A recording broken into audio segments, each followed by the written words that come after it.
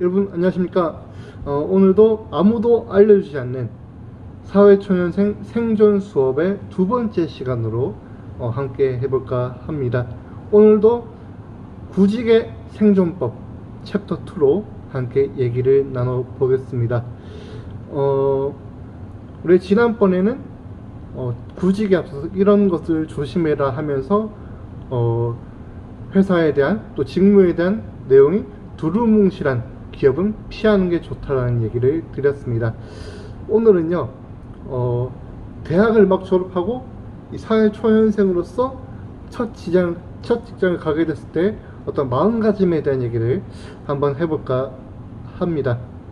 여러분, 정말 열심히 학업에 충실해서 4년 동안 공부를 열심히 했습니다. 학점도 꽤 괜찮게 받았고요. 또 학교를 다니면서 또 성실하니까 학과에서 장학금도 막 받습니다. 그럼 어떻게 됩니까? 어깨에 뽕이 막 차오르죠. 내가 뭐든지 다 할 수 있을 것 같고, 내가 못 잃을 게 없어. 나는 다 할 수 있어. 그러면서 이제 구직을 하고 면접을 보고 면접에 합격을 합니다. 귀하는 이번 채용에서 최종 합격했습니다 라는 문자 보면 아싸, 내가 역시 나는 될 수밖에 없어, 이런 자신감에 차게 되죠. 저도 이제 첫 사회생활 하게 될 땐 그랬습니다. 정말 뭐든지 다 될 줄 알았거든요.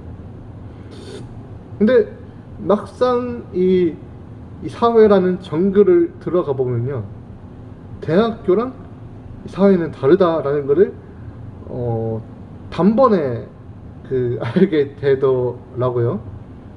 물론 안 그런 분도 있겠죠.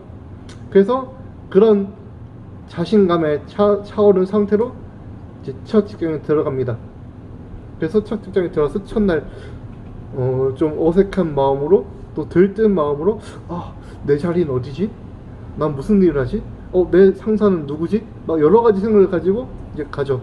그래서 자리를 배정받고 앉으면 첫날 뭡니까? 아무 일도 안 시키죠? 네, 아무 일도 안 시킵니다.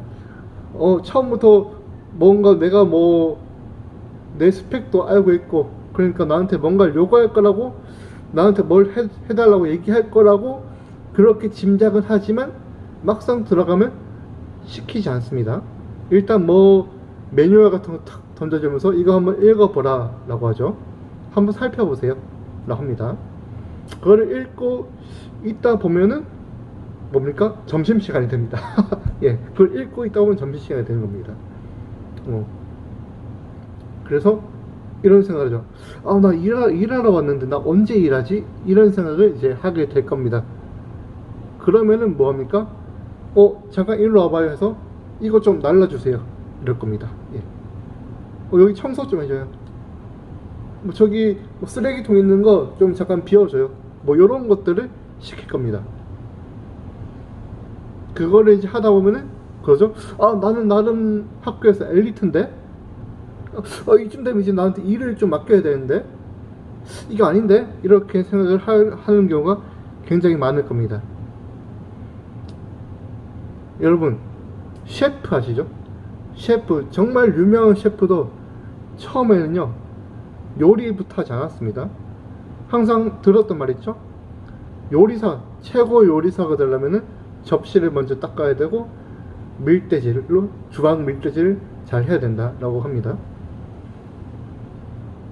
대학교에서는 내가 공부도 잘하고 성적도 좋고 월등했을지 모르지만은 사회에 갔을 때는 다시 새롭게 시작하는 겁니다. 예.